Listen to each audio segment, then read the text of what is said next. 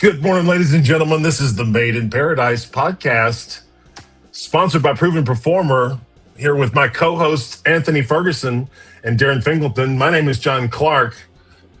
We talk about just about everything under the sun, and we sell big deals. We're going to talk about a couple of new deals at the end of this podcast, some interesting stuff like we always do.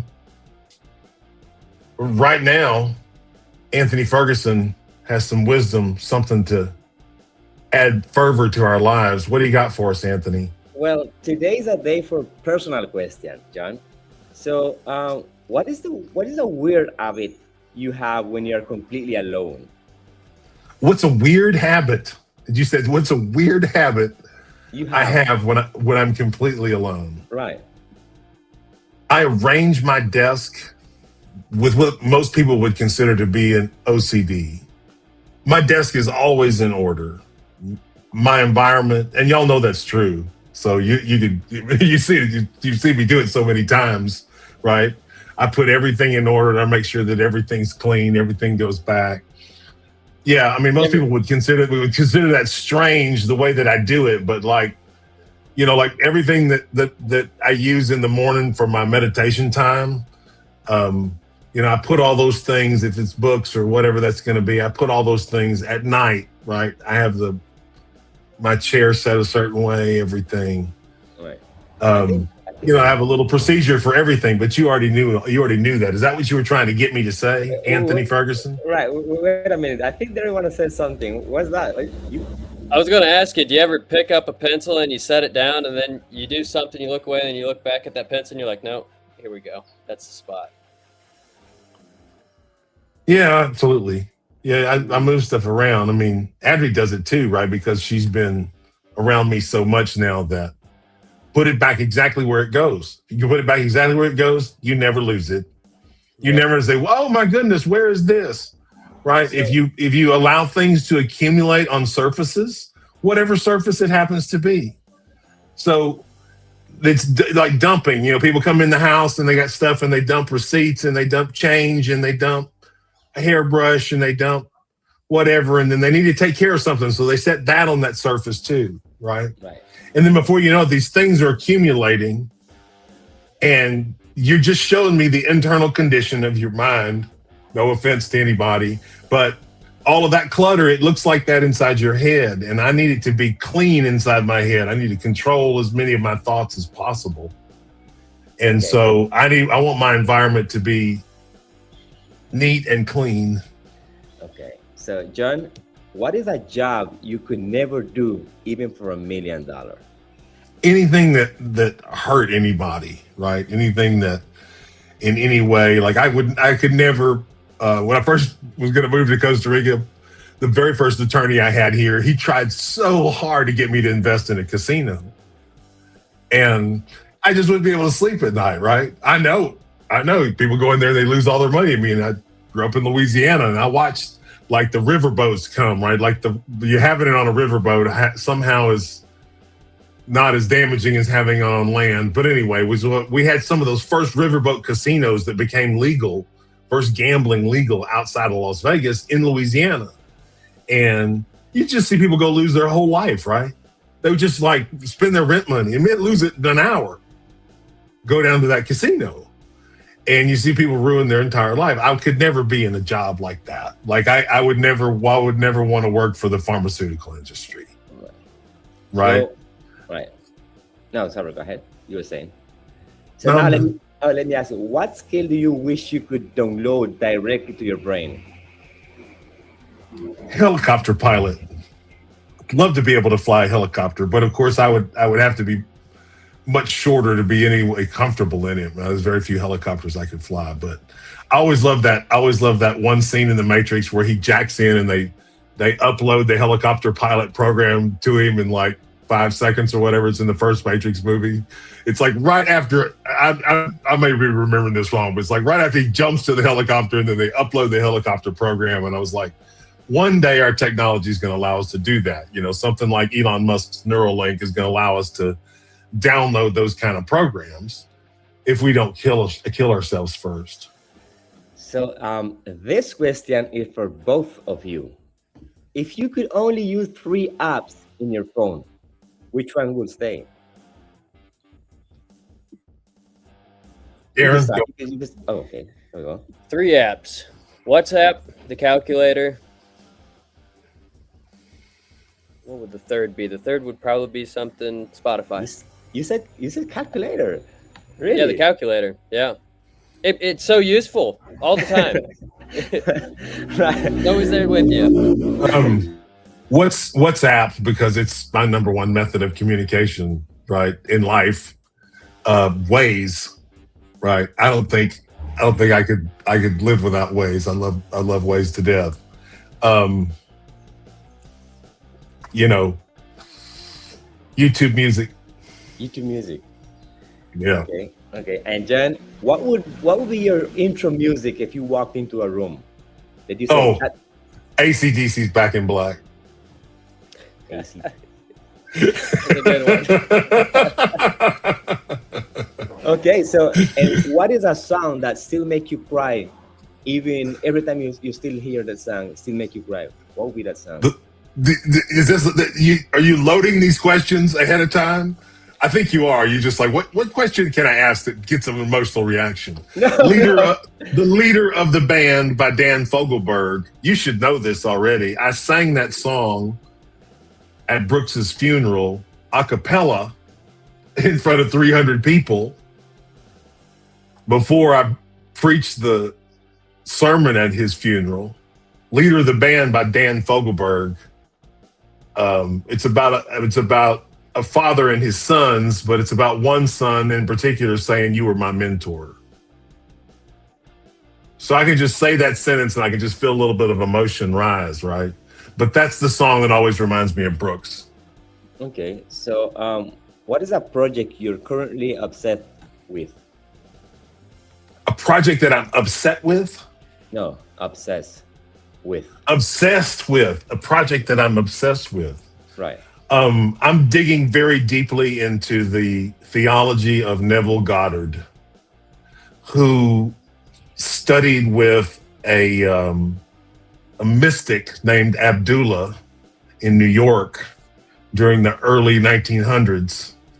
And Abdullah was a black mystic from Africa. And Neville studied with him for 8 or 9 years directly. And then Neville began to speak all over the United States and give lectures all over the United States. And he explains the Bible and the scripture as everything in the Bible and the scripture literally as a psychological exercise, not as historical events. And so when he talks, you've heard me say that talk about the idea that the Father in the scripture is actually our imagination and subconscious. Right. That's because that's where the creation of our universe comes from. And he talks about everything in scripture in a very different way than what I was taught as an evangelical. Right. What I saw weird is that I read a lot of books of Neville, and in the beginning I used to even watch some videos on YouTube from Neville, and now I start receiving all this feedback with Abdullah, right?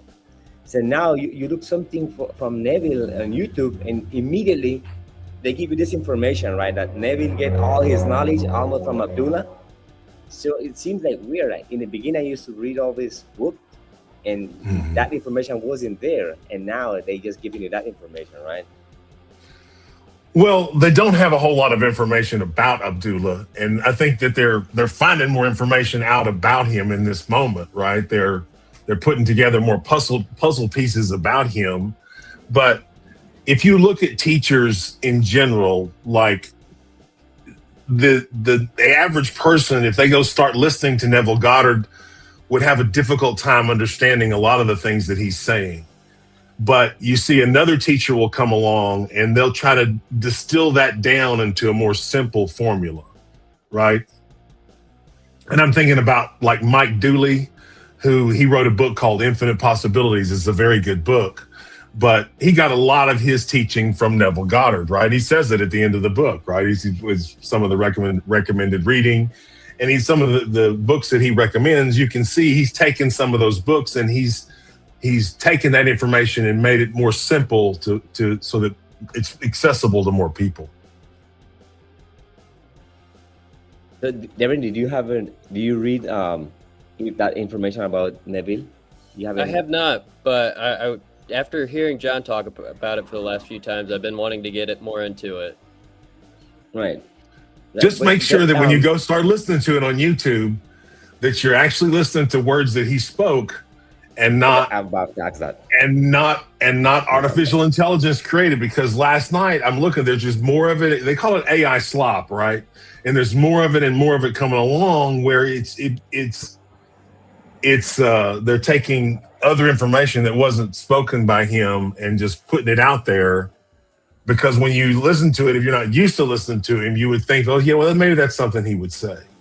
Right. Well, or they probably just don't. They whoever's making it, they probably just sloppy and they just say, hey, throw this together, and then they listen to it and they go, well, all right, then yeah, that's okay. But yeah, the people making it don't know Neville Goddard at all.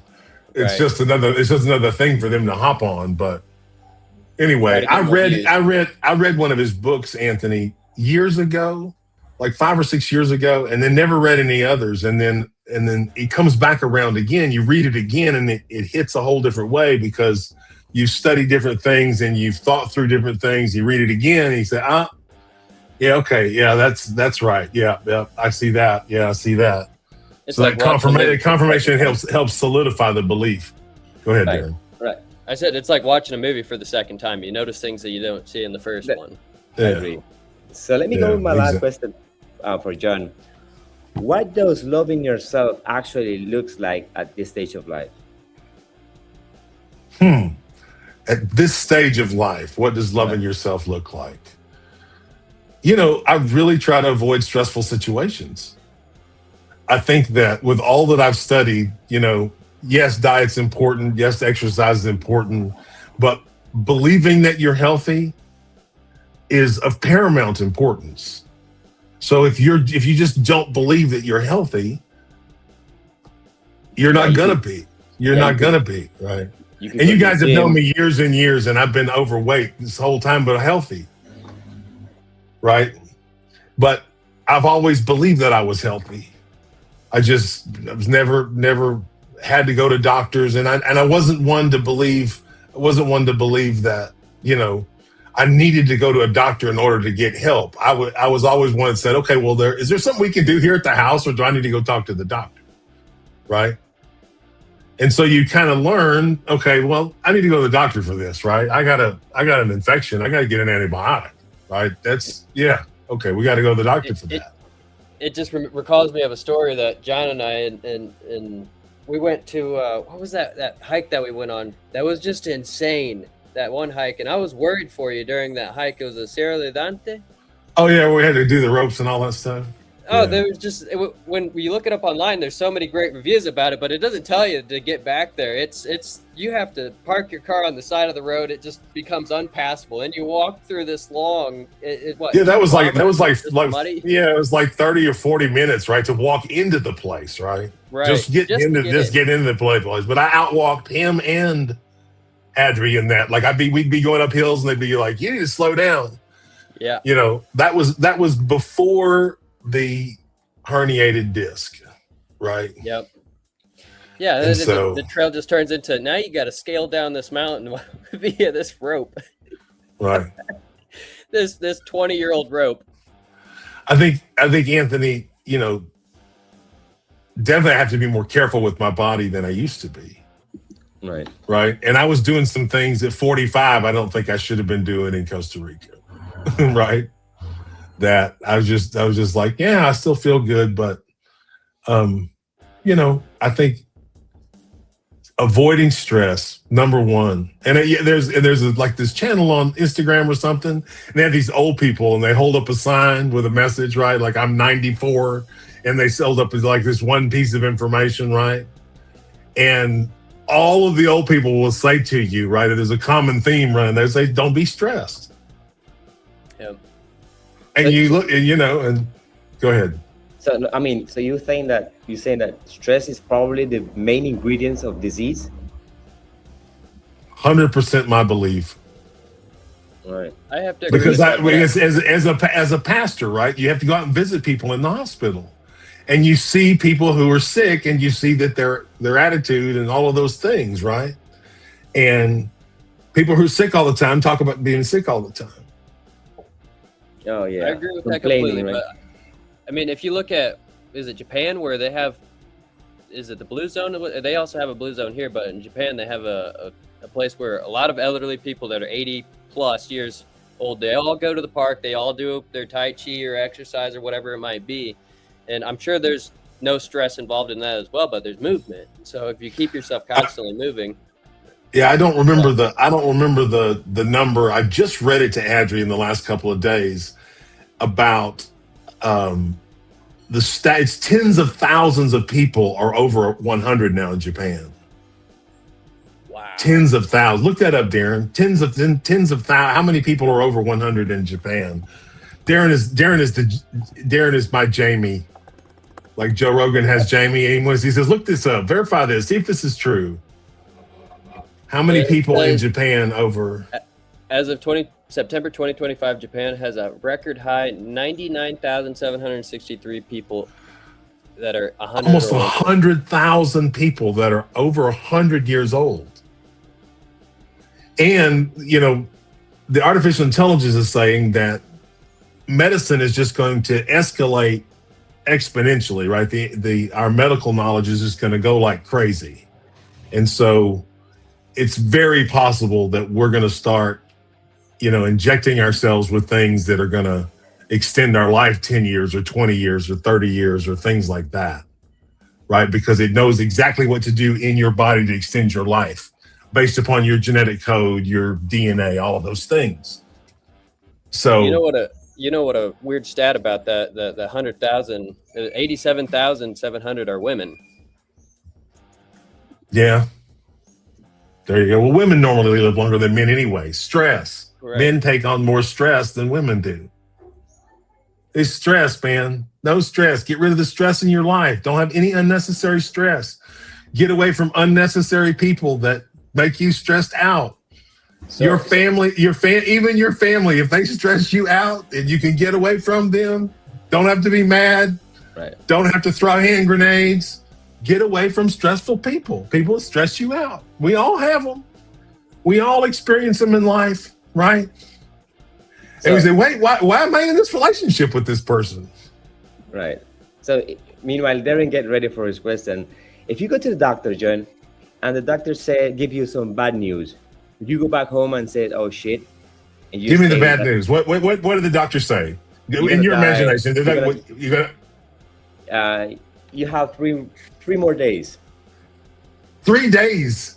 Right. That's it. That's it. That'd be fantastic. If I just had 3 days. I mean, because you want to go to the doctor and say, how long you got? Well, could be 9 months, could be a year. Oh wow, man! Because you got 9 months of suffering. If I go to the doctor right now, I'm not suffering at all. I got 3 days. There's not going to be any suffering, and then I'm going to go. Okay, I told everybody I loved them. No, but all my counts have been short. But there's this pastor. His name is Paul Pascal, and he told me this thing one time. We were doing a big youth revival thing, and he was there, and I was talking to him, and he said, John, he said, you know how when guys get together, they have this tendency to always insult one another. They'll say like, did you buy that tie on the clearance rack? Or, is that what a $5 haircut looks like? Or he said, they always just find something to nitpick about with one another. And that's true. Men do that, right?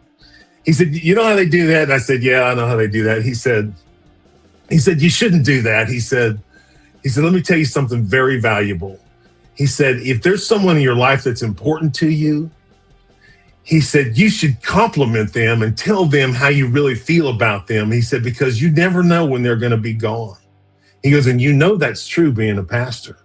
He goes, you lose. He said, you in a big church like this, you're always losing somebody. It was true, right? You have a big church, you get 1,000 people, 1,500, 2,000 people.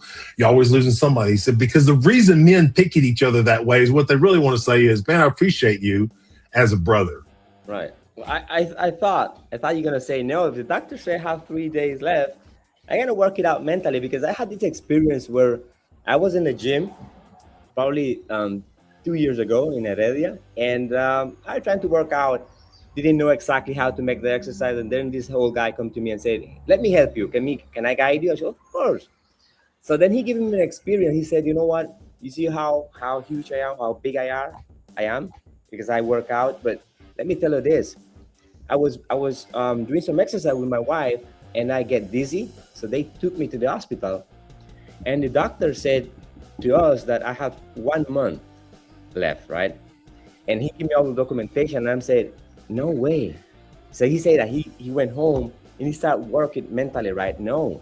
And he said now it's 3 years since I get that information from the doctor, right? So I was expecting you to say no. He could say, well, but I wouldn't. I mean, I also at the same time I would not be like, oh my God, it's just 3 days. Let me run and get all these documents and I'm not gonna do any of that. Right. Oh. I'm gonna chill out somehow. I mean, I'm probably gonna have a party, right? I would probably immediately have a party. When my first wife Lisa died and we had her service, we had a Christian rock band play at her funeral, and it was happy music, right? We're supposed to be people that believe when you die, you go to this perfect place where there's no more suffering at all, right?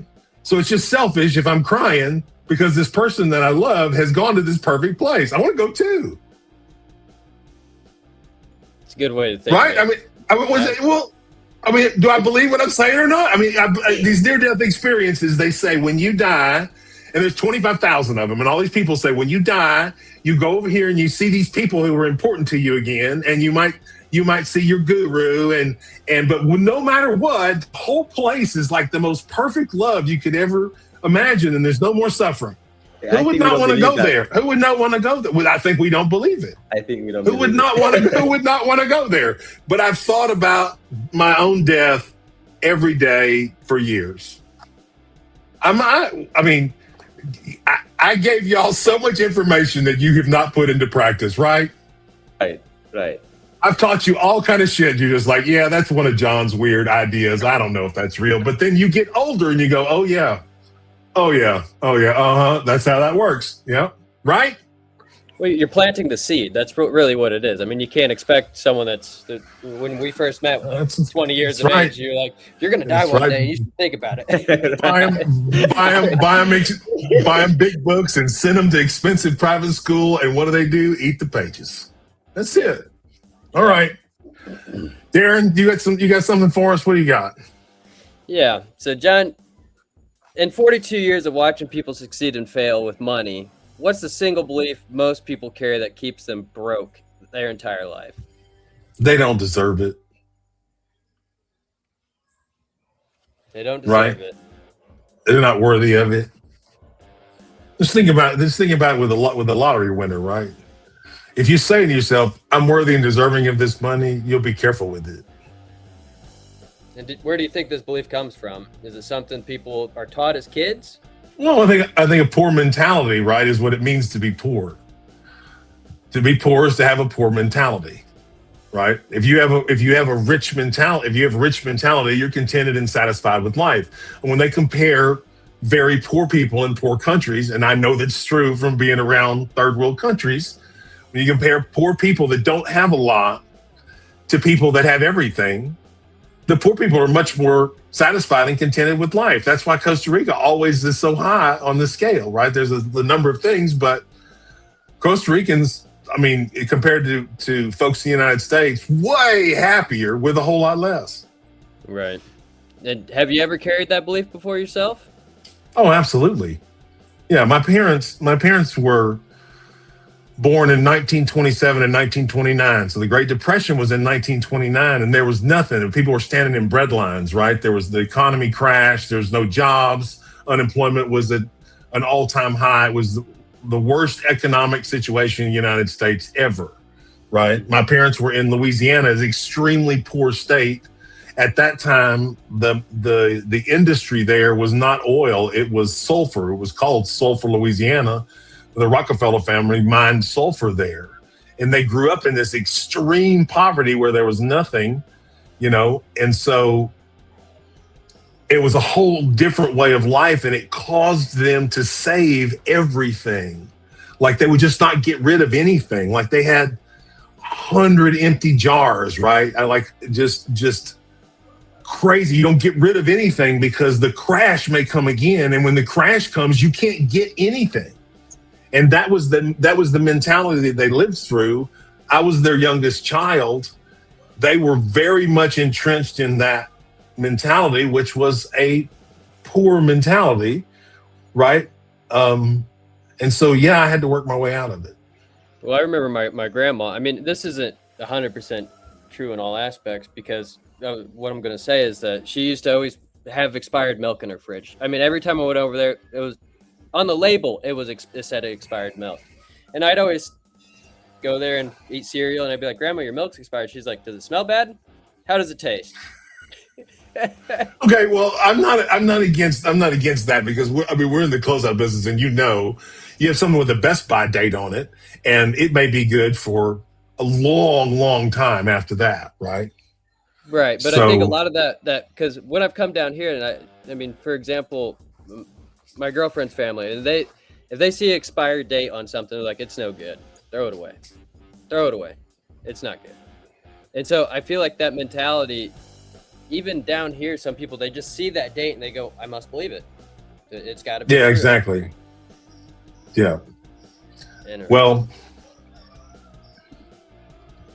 Well, is there a difference between people who make money and people who keep it?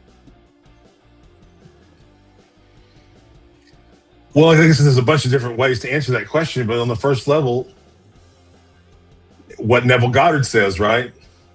You're wealthy if you believe you're wealthy, right? So is that difference there? People assume wealth before it comes. I think that's true.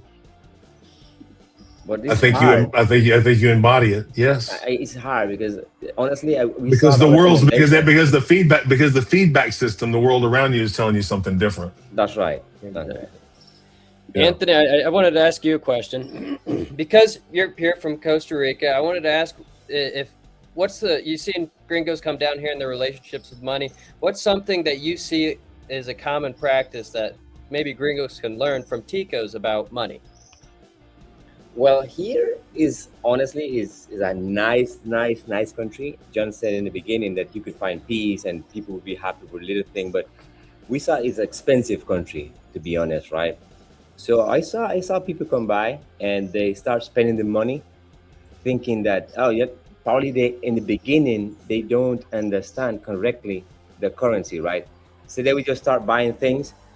And I saw rich people come here, and now literally they live in, we say they live in, close to the river, right? In a tiny house or renting, and instead of using a nice brand new car, they're using probably a bicycle. So I saw that they probably don't understand correctly how the money works in Costa Rica. And what I definitely saw also, that much of the folks that come in from the exactly United States or let's say Europe, they go to the website or they go to the AI and they try to ask the main questions, right? How can I spend my money correctly, for example, in this country? So it would guide you, to, you could go this place, you could spend money on this tour, and you could save money this way, right? Because if you come with no information, you will start spending your money in a stupid way, and then you say, oh shit, and sorry that I said this, but sometimes they're looking for, we call it natural environment, right? They're not looking for beautiful place. They want to be in a restaurant where you have wood and hopefully the chairs, instead of being nice fancy chairs, they want to be wood, right? So just look for a nice place where I'm thinking about Green Jaguar in Puerto Viejo, right? Do you know what restaurant that is, Anthony? No. Green Jaguar? Yeah, okay. But yeah, they want that authentic feel, right? They want to come down here and they want to fit. I was that way. I didn't want to stay in resorts and the hotel. I want to see what else there is, right? I want to see what else was going on. I want to connect with the people, right? And fortunately, when I came to Coweta in the beginning, I met some people immediately who said, "Hey, let's go have dinner together. Let's go do this. Let's go do this." And so I clicked with those people immediately. They connected me with a network of people, right? So that was wonderful. Anyway, we're at the 30-minute mark, and it's time to talk about deals, gentlemen. Throw the banner up. We are proven performer Darin Fingleton, John Clark, and Anthony Ferguson, and we sell big closeout deals. We can help you with your deal. Please reach out to us. This banner here at the bottom via email or WhatsApp. We love WhatsApp, but you can email us if you want to. And we'd be happy to discuss your deal. We have buyers in 26 different countries. We've been around for a long, long time. And we may know where your unique deal has a buyer. We've sold over 100 containers so far this year. We're hoping it's going to be even more before year end. We're hoping the price of gas is going to go down. I think we're not the only ones hoping about that. First deal of the day is this multifunction walking stick. I was looking at this, Anthony, this morning, and I thought, if there were 8 or 10 guys with these in Coweta, you could rule the whole place. I saw. Right. Knife saw, Flintstone, emergency signal post, compass, spear. Yeah, absolutely. Compass at the top, double head screwdriver, tungsten steel tip, a whistle. Whistle could be very, very useful in Coweta for those dark summer nights. Multi-tool knife, ice breaking blade. Probably not going to be very good. Good weapon though. Very good weapon. Very good weapon. We have about 12,000 of these. We had about 12,000 last night. It is possible that this item has already sold out this morning. So we're going to put the information here in our email. If you're interested in these hiking poles, 12,000 units, FOB California, please reach out to one of us at the information below, and we will give you the latest information. But that's one thing about our deals. If you see something that you like, you need to say something, right? Somebody important said, see something, say something. You see something you like, you need to say something, say, hey, I like that. Because a lot of times we're getting an email or a text a couple of days later saying, hey, do you still have this? No, we don't. It's gone. No, we don't. It's gone. It's moved on. The second deal of the day we're going to talk about today are nicotine pouches. Now, this is an internationally recognized brand name of nicotine pouches that are made in Sweden. This is not Chinese junk. This is, if you're in the nicotine pouch business, you're going to understand who this company is, but they don't want their name advertised. So if you are a purchaser of these, no brokers on this deal. If you're a purchaser of these pouches and interested, 463,693, right? Please reach out to us. Here's the deal. Most of these have a best buy date of September 2026. And so, as I understand from the artificial intelligence, they should be good 6 to 12 months after that best buy date. So you have about that long to sell them. If you're interested in this deal, please reach out. We will send you the information, but please be a buyer. And I want to bring in an expert now on nicotine pouches. Darin, you follow Anthony Huberman quite a bit, his podcast. I think you once said to me, quote, and I quote, nicotine is good for you. Is that what you said? No, let me stop you there. Nicotine is considered a supplement, but it is highly addictive. And so it is not recommended to start. But if you use it, you can use it in a beneficial way. As they say, chewing a mint gum or whatever flavor gum when you're studying for something, if you chew that on the test day, you are going to have some sort of like muscle memory. I forget what they call it, but it's similar to that muscle memory, taste memory. Maybe that's what it's called. But yes, you will have something similar to it if you use it correctly. I do not recommend you doing this though. Starting this. Are you still using pouches? No, I'm not. No, I have since stopped. Yeah. No. Congratulations. Darin came back from the United States trip one time, and he's got this little thing called an Elf bar. He's like, "Here, John, try this." I'm like, "Oh, that's so nice. That's so nice." 3 years later, I'm trying to quit the shit. Right, most difficult thing ever because it tastes so sweet and it's not good for you. Not good for you. And I will say this: that those things are one of the most difficult, and people think that the vapes are used to stop smoking, but it's so convenient that if someone is not disciplined enough to hit it, like if you're smoking cigarettes, for example, you have to stop and go outside and right. Convenience all around you. It's taking all the barriers down, all of them. Ladies and gentlemen, we are the Proven Performer crew. John Clark, Darin Fingleton, and Anthony Ferguson.